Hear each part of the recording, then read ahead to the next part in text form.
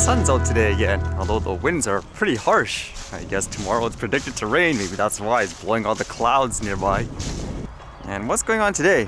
I believe tomorrow they're going to be flying that drone helicopter on Mars. Although today I guess they showed some picture from the other vehicle. It says here, say cheese on Mars. Perseverance's selfie with Ingenuity. And you can see basically the size of it. Man, is it really that small in comparison to this vehicle here? Or is it just the angle of the camera? Either way, it looks pretty tiny from that perspective.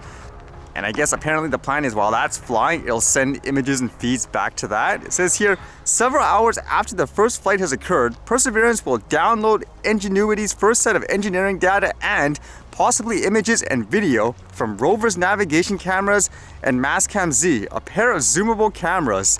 From the data downlink that first evening after the flight, the Ingenuity team expects to be able to determine its first attempt to fly at Mars was a success. Flight test results will be discussed by Ingenuity team in a media conference that same day. So again, it should be happening pretty soon. I guess UPS is planning to buy a ton of drones for delivery too, apparently. This one says, UPS Flight Forward adds innovative new aircraft enhancing capabilities and network sustainability. Plans to purchase electric vertical takeoff and landing aircraft.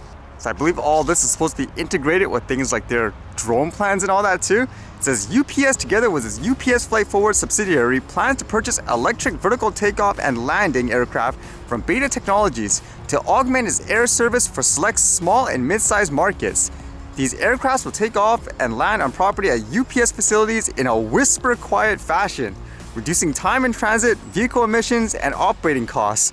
How whisper quiet could it be with something that looks so humongous?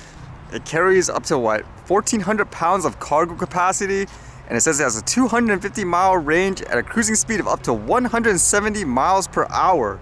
Again, I don't see how this is going to be whisper quiet, so to speak. Maybe compared to a traditional aircraft, like maybe a helicopter or something like that. But as usual, usually things like regulations play a huge role, especially in this case, if they're integrating this type of thing into their drone plans. That could be a barrier in terms of whether or not they could do it. Which makes you think, because even with things like drone regulations, things like exams and stuff that have been released for people like recreational flyers, they make absolutely no sense. They're more focused like on traditional manned aircraft. And it got me thinking too in reading this article in relation to that, in terms of things like tests and stuff that doesn't make sense. Read this story here. This one says, immigrant from France fails Quebec's French test for newcomers. If someone from France can fail Quebec's French test for immigrants, how hard is it for non-francophone to pass?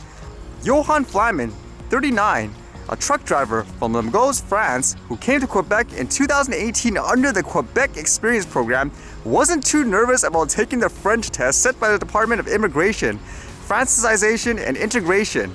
After all, he'd spoken only French his entire life, aside from a smattering of English picked up in school and on long-haul trucking jobs in the United States. But much to his surprise, when he took the test more than a year ago, he flunked. And he says, quote, if I failed it when I'm French, I can understand how someone who is Mexican who doesn't speak French could fail. I think it's ridiculous.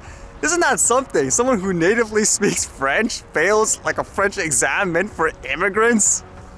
And I guess with that in mind, now they're deciding to look into it and change it. Like in this article it says, after immigrant from France fails French test, Quebec says it may tweak rules for tradespeople.